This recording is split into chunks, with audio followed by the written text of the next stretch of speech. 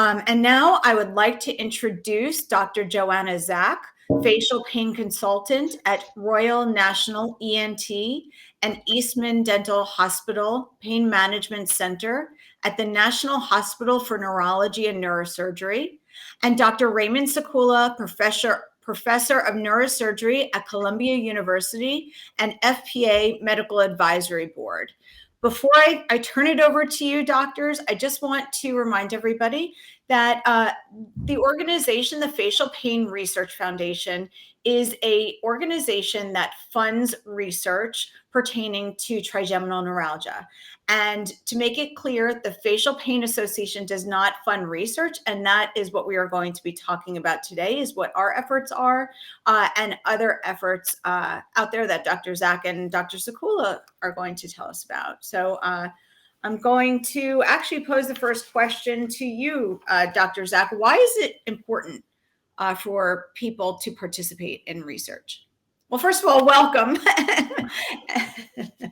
Well, it's lovely to be with you and see what a huge number of you there are. I used to attend these meetings in person, but they were never as big as this one that you have managed to get together today, and from 23 countries. So it's wonderful that there's so many of you participating, listening, and we can spread the message.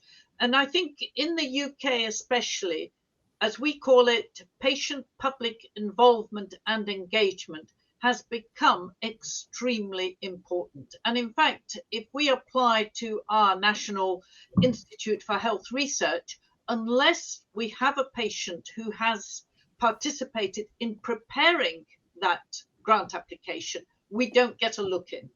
So what we mean here is that we have to work as clinicians actively, partnership with patients and members of the public to manage, design, and carry out research.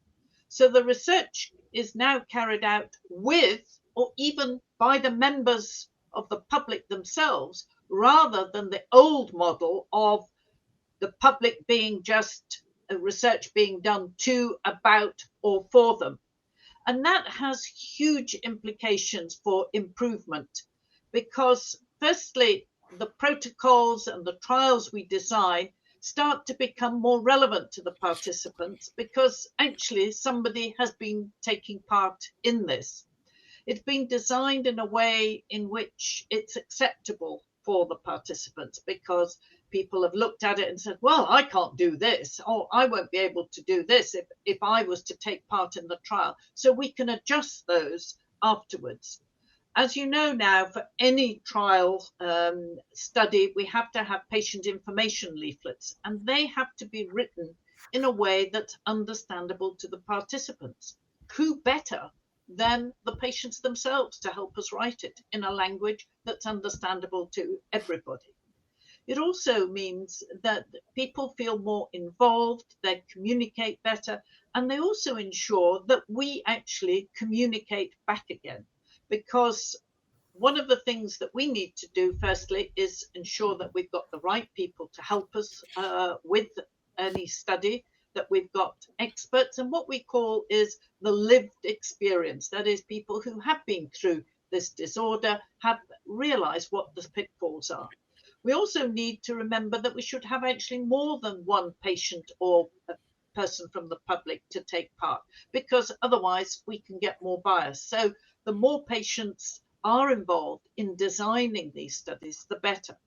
And we need people being involved in the pre-design of the study, before it goes to an ethics committee, during, and at the end of the research. Because one of the things we often fail to do is actually report back to the people who took part in the study.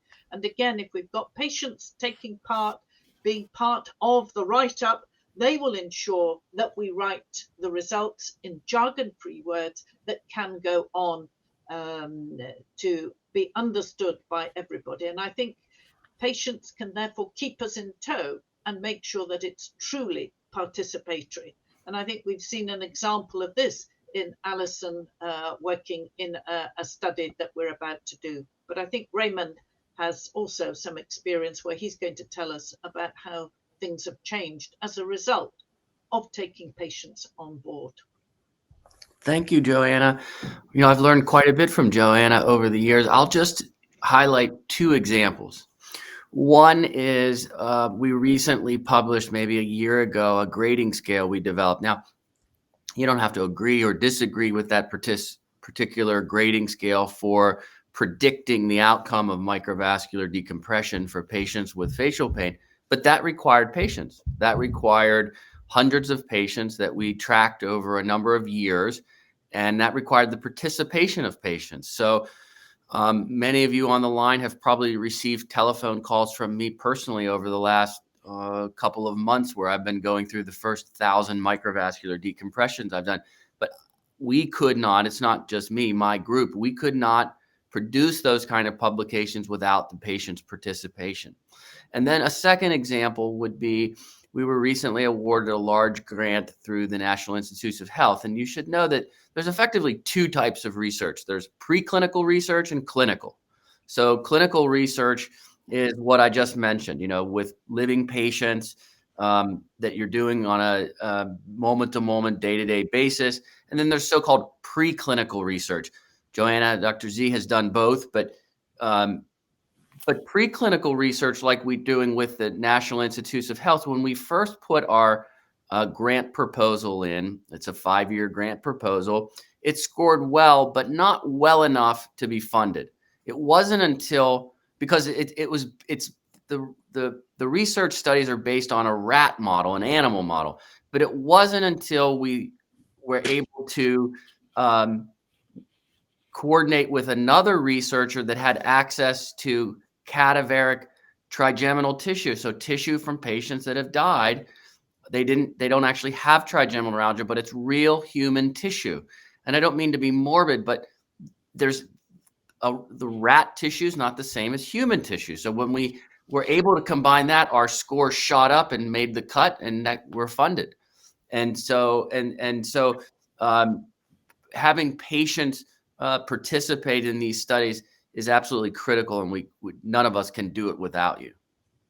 Yeah, and we've just got another example that Alison has been involved in.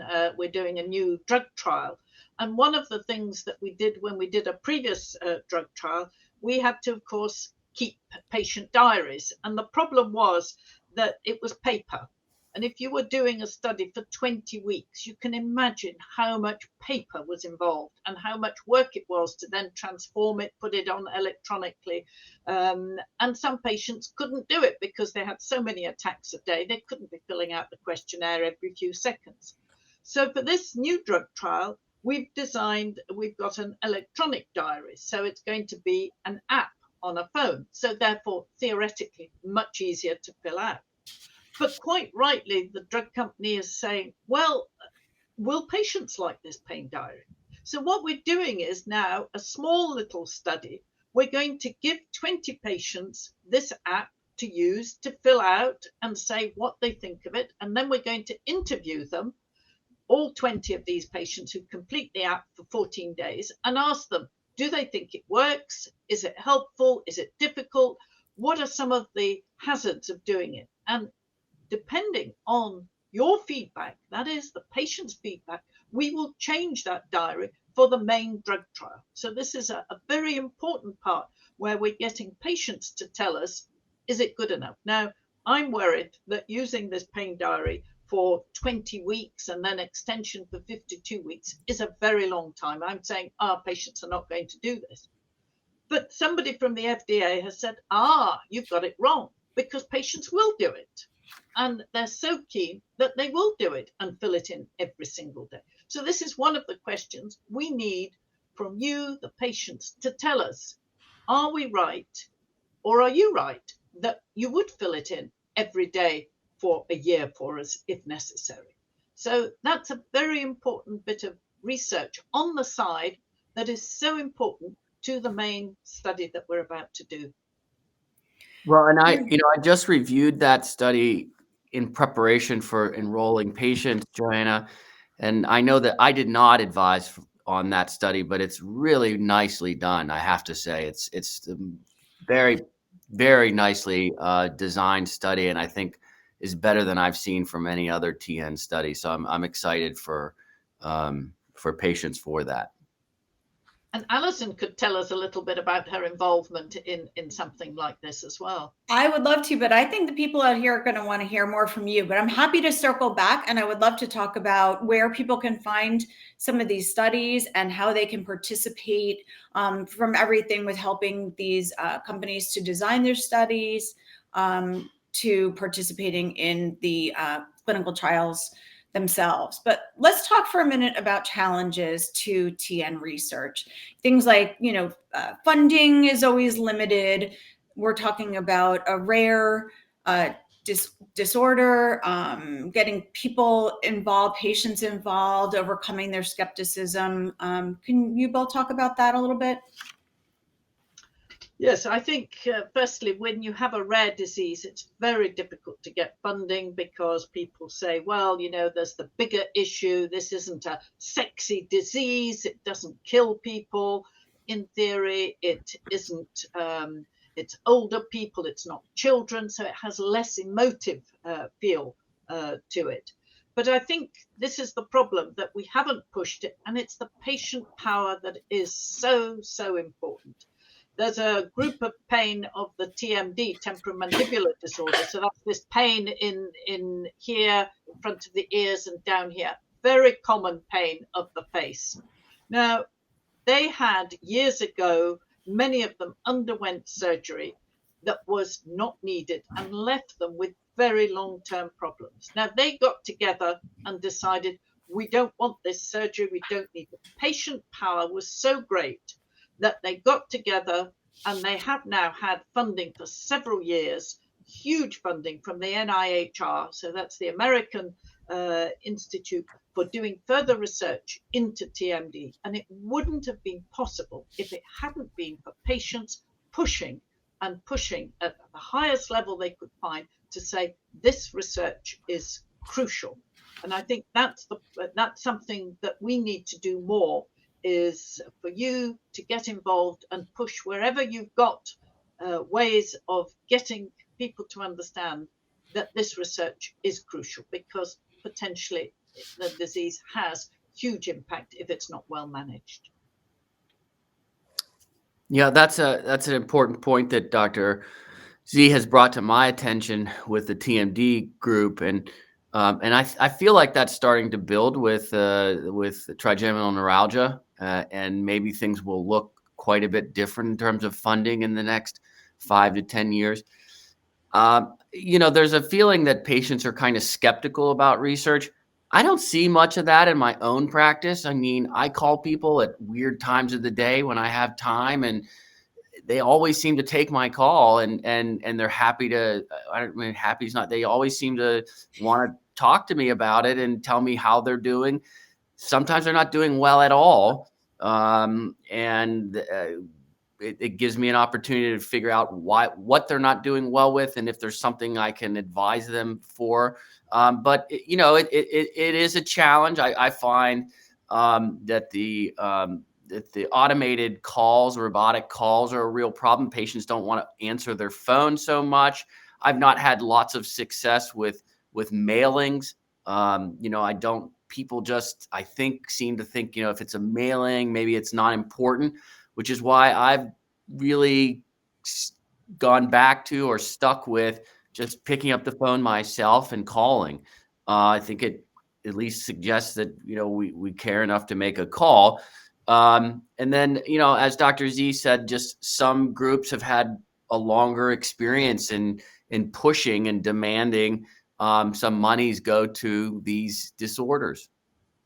Yeah, and I think that's, as Professor Sakula alluded to, is about responding also to any questionnaires or anything that we're doing. Because when we start to try and put together the results of the research, particularly when it is involving patients and their outcomes, unless we have 70% or over of patients who've responded,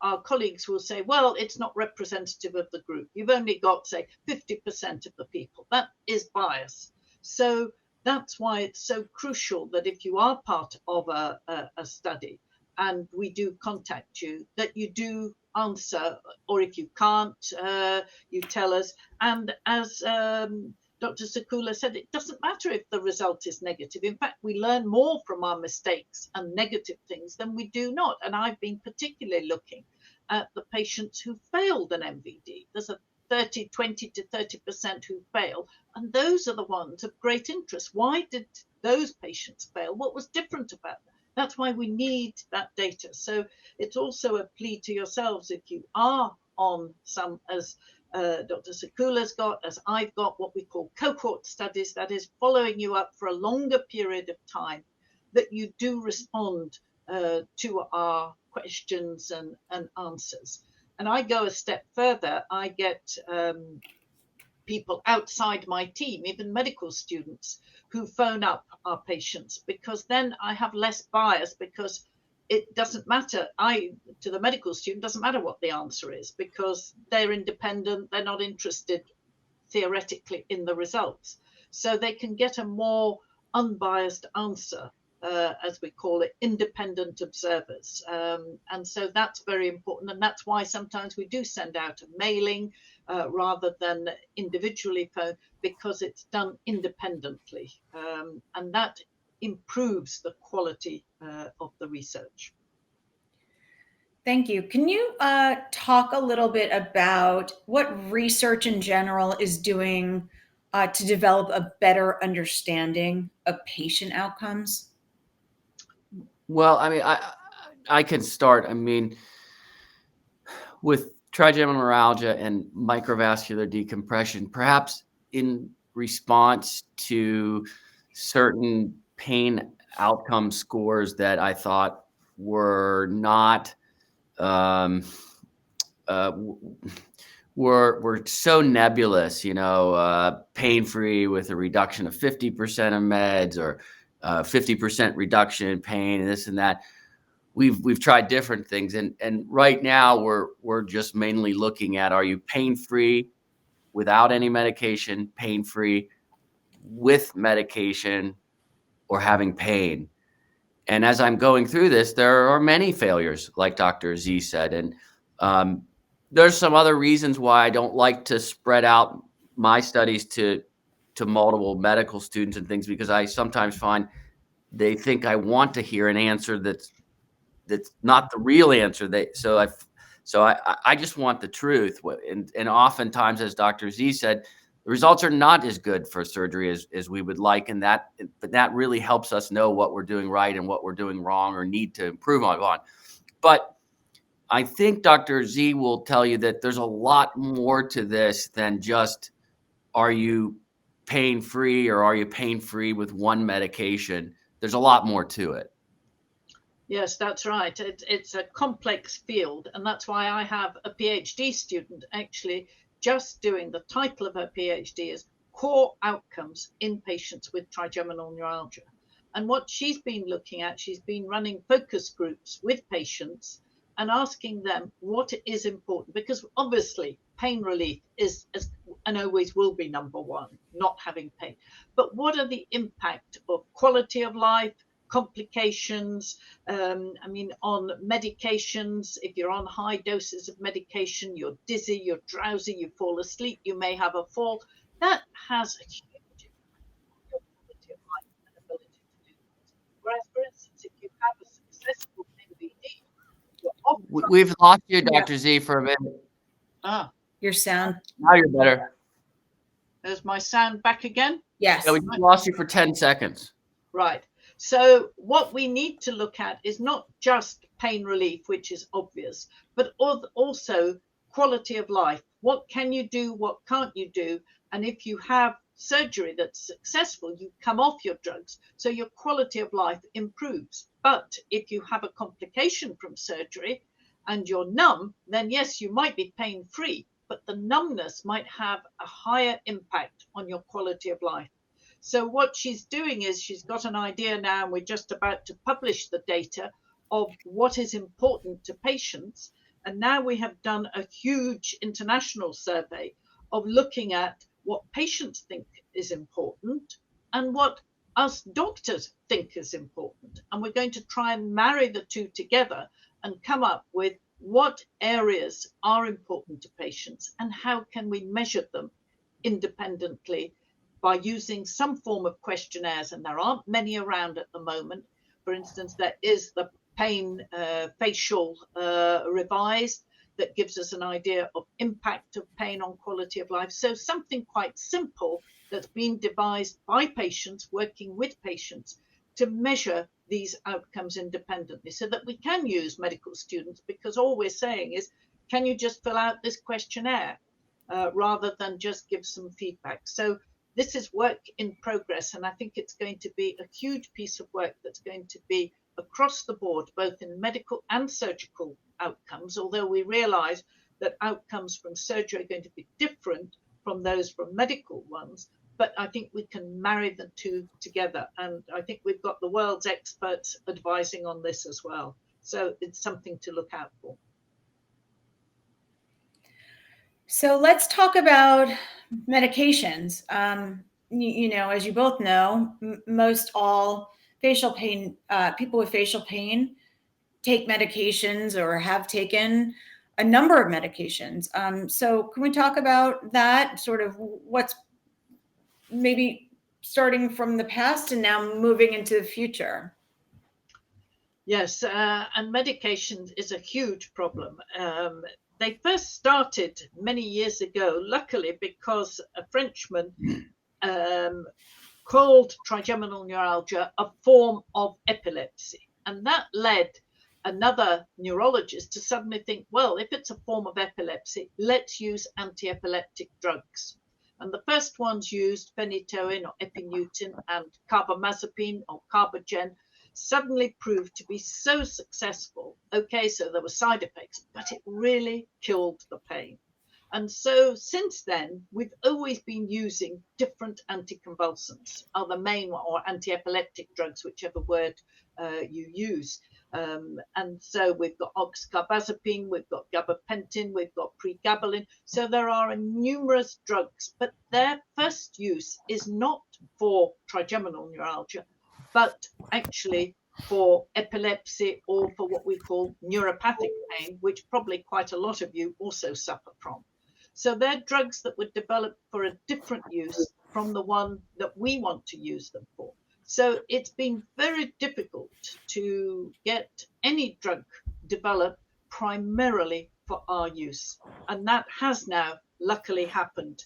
So there's been a drug which some of you may well be familiar with because we've published the data, called Vixatrigen. It went through a variety of different names, but that's a sodium channel blocker, as we call it. So it's trying to address the mechanism by which trigeminal neuralgia occurs.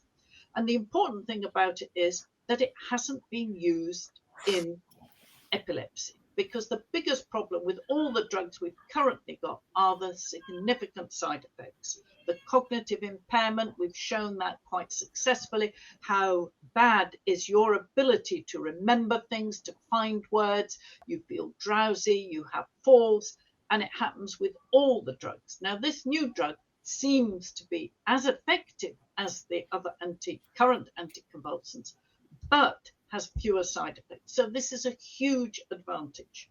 And then we have a second drug. I mean, we're just so lucky. There's a new drug developed by another company, Noema 101, and they again have got a slightly different mechanism, but again, a drug that's being developed purely for ourselves. And perhaps Dr. Sekula can tell us a bit more, because this drug trial is going to be running and has started first in the States, and then it's going to be in Europe as well. So Dr. Sekula could tell us a little bit about this new drug and what he thinks about this. Yeah, well, just a couple of points to make. I mean, you've been at this at least 10 years longer than me. Isn't it fair to say, Dr. Z, that there really, other than these two drugs, there have never been any drugs developed for TN? So it's kind of an exciting time. I mean, when patients would ask me 5 or 10 years ago, is there anything out there, medicinally? Not really. I mean, just trying what's already exists. Then you've got this small company, Noema, I think it has 10 employees. that went and bought a drug. It's very exciting, just for patients to understand. The clinicians who are enrolling patients are not, there's no financial incentive. We're not paid to do this. It's just to be completely clear how this works is someone like me hires a portion of a clinical coordinator's time, and we strike a model to break even. So we just try to pay for that person's time and whatever the financial benefit for the patient is, and that's it. It's a break even model. So it's all for patients' benefits. I think having met Amin from the Noema company, super impressive individual, really passionate about this disease. So that's really exciting. Will the drug work? Well, we'll have to see. We think it's going to be successful. Very disappointing that we didn't get Vixatrixine because, Dr. Z has a lot of experience, and we know from her that it has some real advantages and less disadvantages than some of the other drugs that we have available to us. But in speaking to her offline, she thinks we'll probably circle back to that drug in the future as it gets approved potentially for other indications. Then physicians will be able to use it potentially for trigeminal neuralgia off label. So that's not because there's many patients probably on the line who've been talking to me for 4 years about that drug, because we kept thinking we would enroll, never did it, but it'll be back, right, Dr. Z? Yeah, I think so. But I think what is so crucial now is for you to enroll in these studies, because one of the problems we had with the Vixatrigine study was that we had lack of people enrolling, and that delayed the whole study, I think probably by a year. And I know it is terribly altruistic of you to join this study because it is difficult. You're going into a field, you're being told to stop the drugs that you normally take, which have just about controlled you. There's this danger. Is this new drug going to work? You're then given the new drug. And then afterwards, if you do respond to it and it's great, you're then told, well, you can't have it because it hasn't been registered yet, because we have got to try the drug in a lot of patients before we can go onto the market. So the quicker we can enroll patients, and that's why we're going internationally, so that we can get the numbers up there so that the FDA would approve it. But it has to go through a phase 2 study, which is what we call FIRST in patients with trigeminal neuralgia, which is a huge ask from you to take that plunge. But what Noema have done, which we didn't do with Vixatrigine, is said, look, if you do respond, we'll let you have the drug for another year following on from that. So in the hope that possibly you will go into remission, or if it doesn't work, then of course you've got the surgeons there as well. But that would give us an enormous amount of data. So our plea to everybody is, please, please, take the plunge and help us to put this drug on the market as quickly as possible. And that is, the quicker patients enroll, the quicker we'll get the results. And to be clear, in addition to Noema being one of our sponsors and having a booth here, Biohaven also does. These studies are listed on the FPA website. If you want to read about them and click through, you can go to Biohaven's website, Noema's. Praxis has been a wonderful partner as well. So we really encourage you. The reason why they're part of this is exactly what Dr. Zach and Dr. Sekula are talking about. And that's why we're really pushing home how important your participation is. And I see people are happy to participate. So now all you need to do is go visit our sponsors and go to our website, and we'll be happy to give you some more information. I am being asked if you would please, these are very long, complicated names. Can you please just go back and say the names of the medications again and sort of give just a little bit of context? And I think maybe as you do that, I can kind of type them and put them up on the screen. Or no, I can't, but Brandy, I think, can. Can. Right, so the first drug was Vixotrigine, is Vixotrigine, and the Noema drug, Raymond, can you remember the spelling of it? Because I've still haven't got my tongue round its pronunciation. Let me pull up the spelling and I'll type it in the. If you type it in the private chat and then Brandy can put it up on the screen. And I'm not sure she got that first No, she's got it right. That's right. Glurant, but I'll put it into the chat for you to type it for everyone. So it has a different mechanism of action, which is excellent because it means that, again, we're looking at another mechanism, because we do know that trigeminal neuralgia isn't caused just by compression of the nerve. There are more things that are going on as a result of that in that condition. And that could be why some people have a very good result with MVDs, because that is the primary cause.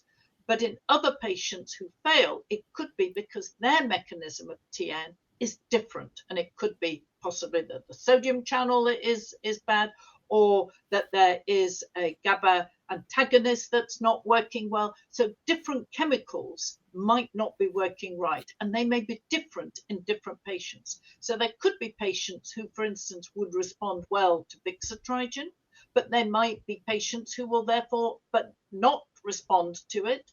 Or the same with Noema 101. They may respond to this drug, but for instance, not respond to Vixotrigine, because both of them work slightly differently. So it's wonderful that we've got two drugs potentially for the first time that have different mechanisms of action that could give us some idea also about the cause of this disease and help us to personalize treatments for patients. So we can know that in these patients, the main cause is the vascular compression. Therefore, off you go to the neurosurgeons. But we also know that 50% of my patients, when we did our survey, didn't have surgery. They stayed on medications. So we're in that ballpark of 50 and 50. But at the moment, we don't know how to decide whether you belong to the surgical group or the medical group. But doing these drug trials might give us some better indication as to what the mechanism of your personal trigeminal neuralgia is, and therefore we can personalize the medicine for you. I think we've got the spelling there, and I still haven't quite got. I'll be very embarrassed when Noema tell me why I couldn't get the wording right. But it takes me a while to get my head around pronunciations. And to be clear, I'm going to get a slightly off a track. These are not just drugs for people with classic trigeminal neuralgia, are they? All the people that say, what about us? Yes. So we are including in this trial patients who have trigeminal neuralgia with what we call concomitant pain. So patients who have the classics, but also have some background pain, which could be, again, a different mechanism.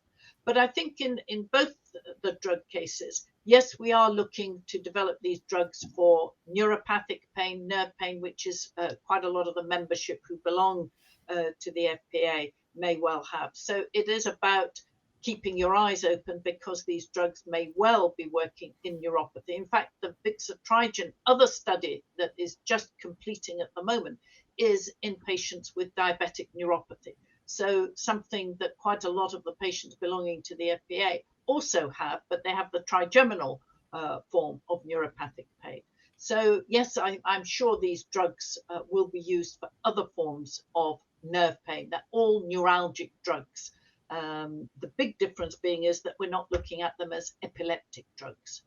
So I'm sure they will be used in other pain indications.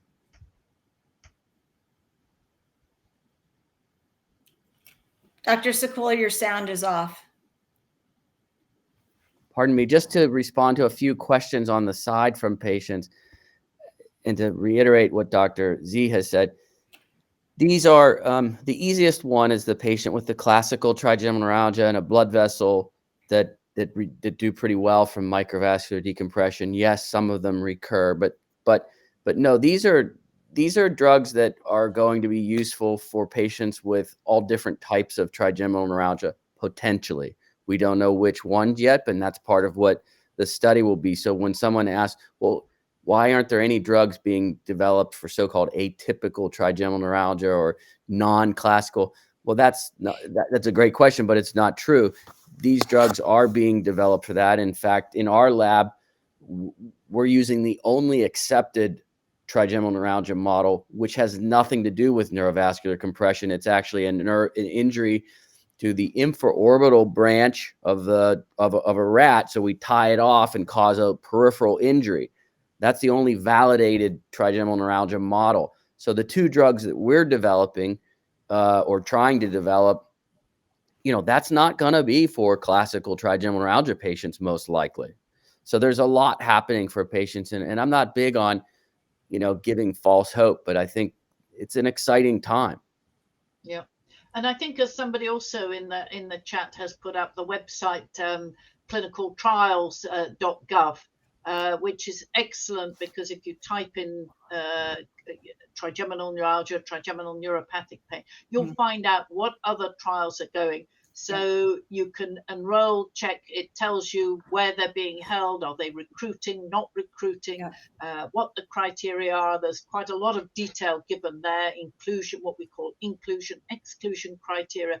So don't just think, oh, there's just these two drugs. I think there's Botox that people are trying, there's devices. So there is a range of studies. So it's very heartening to see that when you go on that website, people are reporting about trials that are about to do, because now we have been quite rightly told that all trials should be registered on a website prior to them reporting their studies. So it's up front, very clear.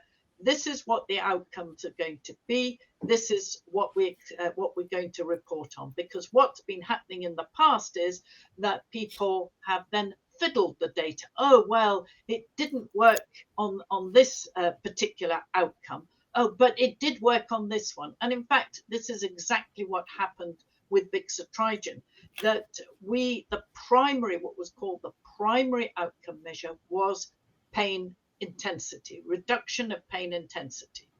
The second outcome was reduction in the number of frequency, the number of attacks. Now, on that primary outcome measure, that is intensity, we just missed being statistically significant. But on the second outcome measure, that is frequency, we were certainly significant. So pharma in the old days would have fiddled it and said, oh, this drug works. And they would have used the secondary outcome measure as their primary one. Whereas now we have to be upfront and honest about what we're doing, how we're doing it, and it's open, as you see, to everybody. So all of you can go on this trial that's just been put up here. All of you can look it up and check. And we have to report back as well on there to say what's happening, how many we've recruited, and what the results are. So much more transparency about what's happening. And I'm seeing here, we have Allison mentioned it briefly, but Biohaven has a trial up and running as well. And I can't endorse it or not endorse it, but it's there. It's on clinicaltrials.gov, and you can take a look at that, and you might be appropriate to join that too. So it's an exciting time, actually, I think. Yeah, because I think now people can find out what trials are running, how they've been designed. In the old days, it could be a chance that you happened to know somebody and found out about a drug trial. And I think, again, your support group is so crucial, because you send out the right information. I mean, what worries me is what comes out on social media, whereas at least we know that what's on your website is reliable data. Yes. And therefore, it helps to recruit patients. So if we're saying, yes, we believe in this, like Alison has taken part in preparation of the drug trial with Noema, you feel more confident because we've had an insight, we've been involved in it. And I think that's very important, patient support groups helping and validating the information that we are producing. That is the perfect segue to my next question, because I think many people don't really have a clear picture of what the design of a trial is. And in talking about that, can you just go back and mention the requirements for a trial to be listed on clinicaltrials.gov and why you are comfortable, the FPA is comfortable referring people to that? Well, I think that's a better question for Joanna. She's really an expert in that. But I think the big thing for clinical trials is that you have got to have a protocol, and that the protocol has been through an ethics committee, so that it has been approved.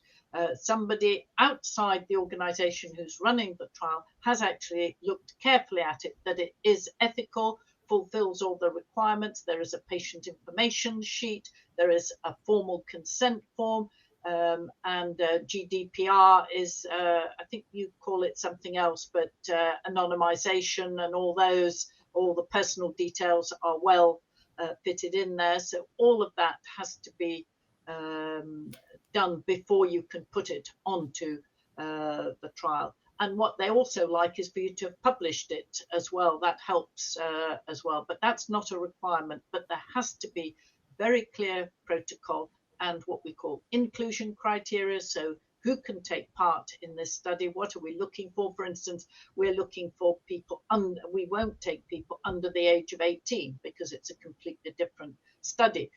We initially on the other drug trial took patients only up to the age of 70 before we were ready to do it in 80-year-olds. So looking at those, looking at what are the inclusion criteria, who we're taking on, as we said in this NOEMA study, we are prepared to take people who have concomitant pain, whereas in our other study we didn't want that. But for instance, we don't want people who've had surgery, major surgery of ablative procedures, because of course that introduces another type of potential pain. So there are these criteria that need to be adhered to in order to fulfill that. And there's the patient information sheet where you can read up exactly what it will involve. And in fact, our one is a very long one. In fact, the ethics committee said to us, can you do a summary of it? Because it's so long. When you take part in a drug trial, you're going to be told so much more information because obviously it's a new drug. When any of us prescribe for you in clinic, I mean, yes, I give a patient information leaflet, but it's possibly a page and a little bit more, and that's it. You know, this is the drug. Whereas for a new drug, you're going to have pages to read through, I'm afraid, which really explains it in great detail, and also the design of the trial, so you know what to expect along the trial. So much fuller details in there, and it does take a bit of effort to read through, and you always have time. You don't decide quickly. You have at least 48 hours to think it through, ask questions. And a role, I think, again, of the patient support groups is that you can also, that patients can come to you and ask you a little bit more about it, because they may feel embarrassed to come back to the doctors leading the study. But if people like Alison understand the study as well, they can also enlighten people and answer some of those questions. And I think that's why, again, it's about patient public involvement that is so crucial, that everybody understands the study, and that members of the support group can also explain it to people who perhaps have smaller questions that they feel a bit embarrassed about asking us, but would ask somebody like Alison. And I think that's very important, because it helps patients to decide whether they will take part or not. And I think that's crucially important.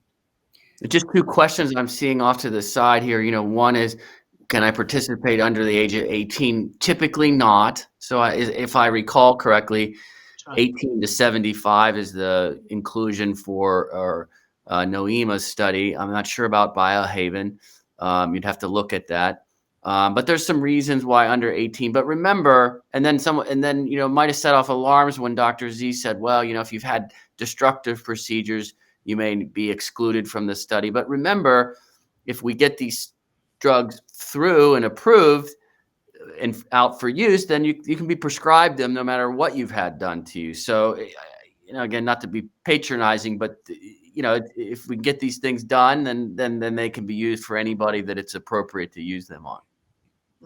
That's right. The quicker we can enroll patients on the main study, the quicker we can get the results, the quicker we can analyze it, the quicker we can go into the next stage and get the drug to market. I mean, the Vixatrigen study took us 10 years from the day that I first had a visit from the scientists asking to design this study before we published. And of course, we're now stuck because we've only done what's called a phase 2. We need to do a phase 3, and there's another delay here. We anticipated that we might have the phase 3 done by 2023. I mean, that's the timeline is long because it takes a while to recruit. So, Dr. Sakula, what should our level of expectation be for the possibility of a cure coming down the pike?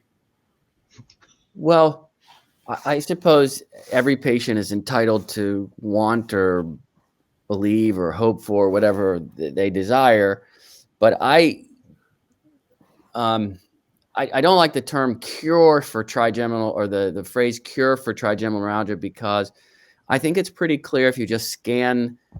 And for those of you who are on the line, what Dr. Z and I are seeing is each other. We have a private chat if we need to remind each other about something. And then we see lots of questions and comments from people.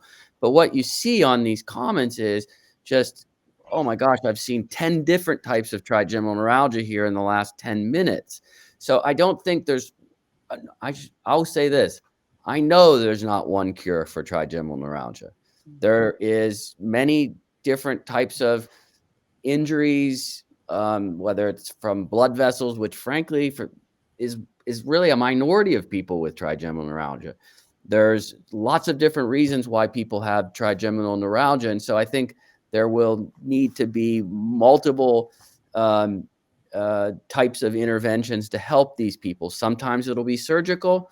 Probably in the future, more often, it will be medications. There'll be advancements in surgery in the areas of functional surgery, in the area of stimulation and things. But no, I personally don't know what Dr. Z thinks. I don't believe in one cure for trigeminal neuralgia. I think that's really overly simplistic, and fails to acknowledge the complexity of this grouping of disorders, which we appropriately call trigeminal neuralgia. And by that, I just mean, the term neuralgia is a somewhat nebulous one. When you look at the definition of it, it means anything from an aberration in a nerve to inflammation of a nerve to a disorder of a nerve. But it means a nerve that's not working the way you want it to be working. And if you have pain in your face, then it's some form of trigeminal neuralgia, because the only nerves in your face come from the trigeminal nerves, basically. But there's many types of trigeminal neuralgias. And some patients go to doctors, particularly surgeons, and they're told, you don't have trigeminal neuralgia, after they've been told by someone else that they do. And it's very deflating, I think, for the patient. And what the doctor means, and maybe didn't take the time to say it, is, I only treat one type of trigeminal neuralgia. I only really understand anything about one type. That's the only hammer I have. But the patients are sent out of the office thinking, what the heck? I thought I had trigeminal neuralgia for 2 years. This guy says, or she says I don't have it. So it's lots of different types. I don't see one cure.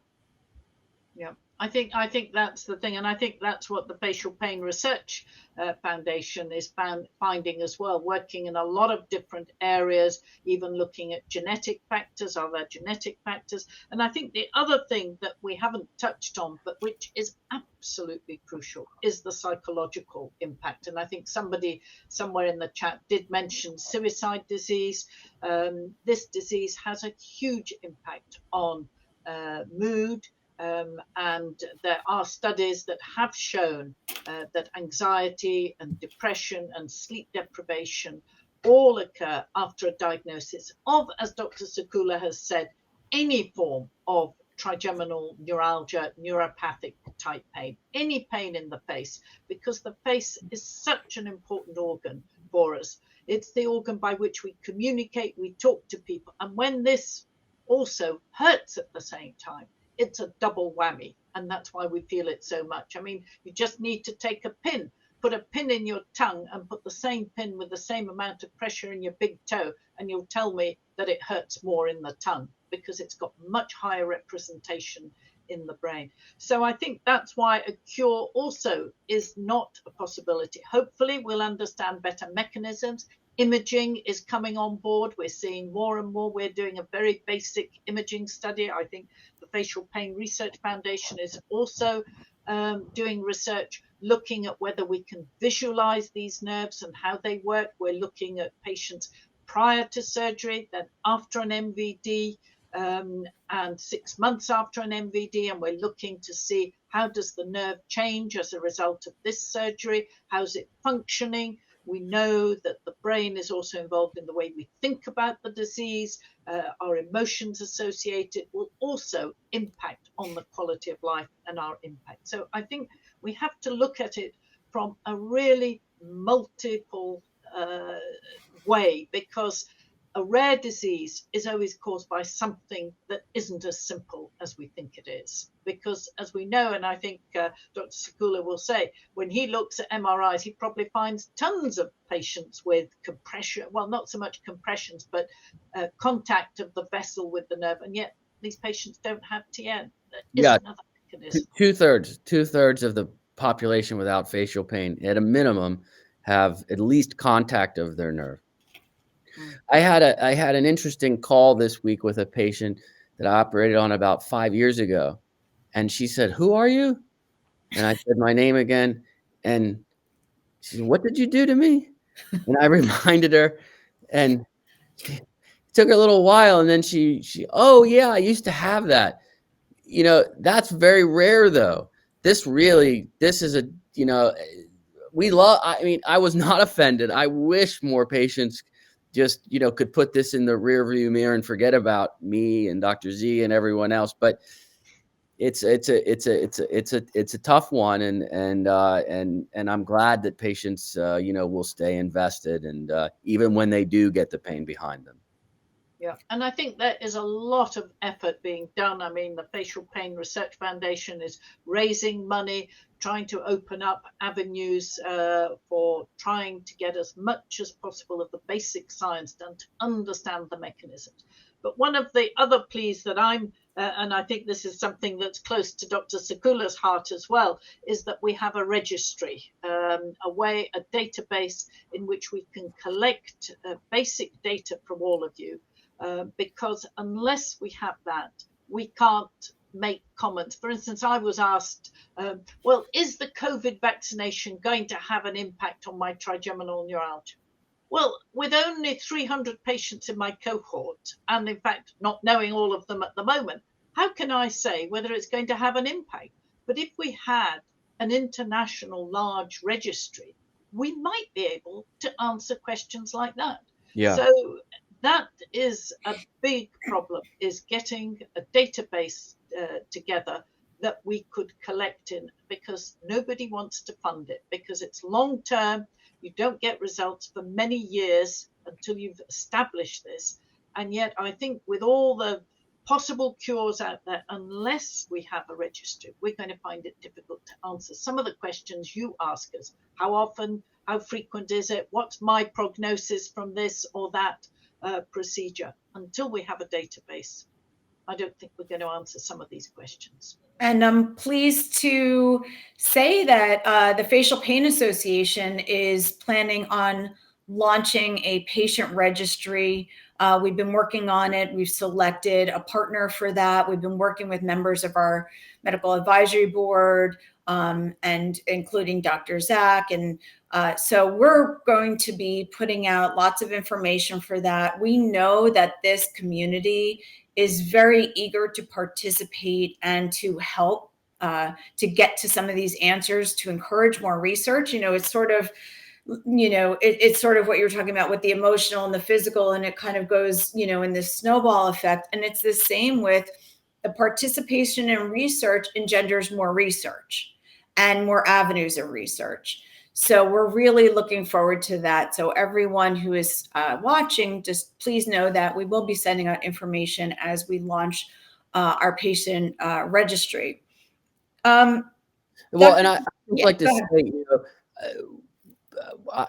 when I heard about that, and I really haven't been involved, can't take any credit for that, but it's incredibly important.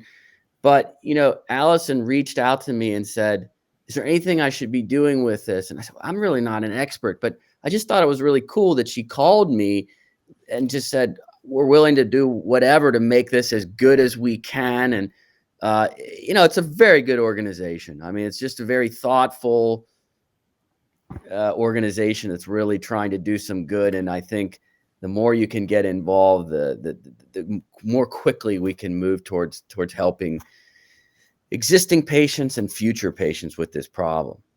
That's right. And I think the registry is a perfect example of patient-public involvement, because it's about getting the questions right. We had one 30 years ago, I think, when the facial pain, it was then called the trigeminal neuralgia support group was set up. We had a registry then, but when we started to analyze it and we actually put together a paper, it was heavily criticized by the medical profession, and we could never get it published. Oh, you don't know the proper diagnosis of your patients, you don't know this, and it wasn't feasible. Whereas now, I think, with the fact that we get patients to help us design the questions that are understandable and can be put, it's got to be a partnership. That we've got to work from both sides. We want certain answers, but sometimes we write them too technically. They need to be broken down. We've done quite a lot of work over this. I've been over doing this as well, and I know some of the people on this conference have been helping us to analyze it, and Jimnitka, I know, was involved with helping us with the design of a registry and a database. So I think now, especially with things going electronic, it makes it much easier than just dealing with paper. So I really look forward to trying to help as a group together, that we develop a registry that can answer some of the questions that I can see coming up on the chat show. We just can't answer some of them until we have. I want to just say one comment, Dr. Z, that's not a plug in any way, but 2 patients have asked, what happened, Dr. Sakula, to the saliva samples we gave for DNA to my clinic? And let me answer just very quickly. One is we published one paper that was not a negative, but it was a refutation of another mutation that was seen from the group in Yale. They looked at one patient only, but it was based on how strong that genetic group is that they got that published. So we looked at 130 patients. It cost us a lot of money to do, and we didn't find that mutation in a single patient, but at least it tells other researchers don't go down that pathway because it doesn't exist. We have another paper that's been submitted.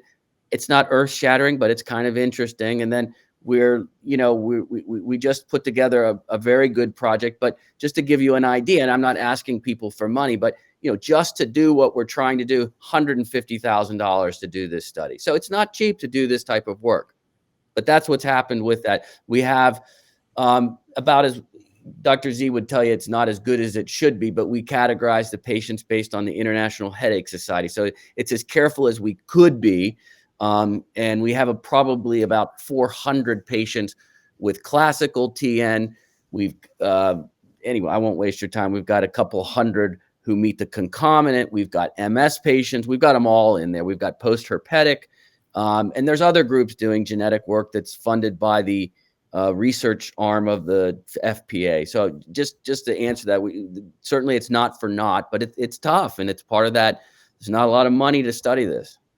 Yeah, and even if you do find the genes and the mutations, there's still quite a long pathway, isn't there, from that to develop a cure and finding, well, okay, so we know this about the disease, but now how do we manage it and how do we cure it? Yes, it's a very small piece of the puzzle, unfortunately. So let's end on what I hope is a positive note. Dr. Sakula, you mentioned a few times that this is an exciting time. So what's the future of TN treatments and facial pain treatments? Oh, I'll try to be quick. I mean, I've been with the organization since I was a resident, when I was awarded a fellowship to study with the organization. I think the organization has always been good. I think it's probably the best that I've seen it. Like a lot of other organizations, it's in some ways benefited from this increased virtual environment. So as Joanna said, there's so many more people here today. I think there is a groundswelling of people that want to get involved in studies. We've not had drugs coming out like this, which is super exciting. I think there's some real benefits in imaging that have been at least in part discussed, but we and others have published on this topic. Dr. Z spent her whole career doing this type of work. Hopefully she'll continue, because you just can't replace her. The organization, again, is in a really strong place, fiscally sound, great management team, great board. I think it's a yeah. I think you're absolutely right. It's very exciting, and I'll do a plug here. We're about to publish a book on trigeminal neuralgia and its variations. Dr. Sakula is one of the authors. We've got 33 international authors contributing to this book, and every single chapter has a lay summary. So it's going to be accessible to all your members. It's going to be published by the Oxford University Press, hopefully in the spring. We're copy editing it as we speak. I spent all of yesterday copy editing it. So hopefully there will shortly be a volume from Oxford University Press that will give you a lot of insight. And there is a chapter at the end on the challenges and the future of research. And it's looking positive. And we're asking, I think, the right questions. Yeah, and as having been a small contributor, I think that book is pretty darn good for patients to read. Well, I know we're going to get a lot of requests for that. So can you share the title? And certainly we will put out information when that book is available for purchase. Yeah. I'll give you the details as soon as we've got them. Yeah. Okay, wonderful. Well, I want to thank you, Dr. Zach, visiting us from London tonight. Dr. Sakula, as always, it's a pleasure and an honor to be with you.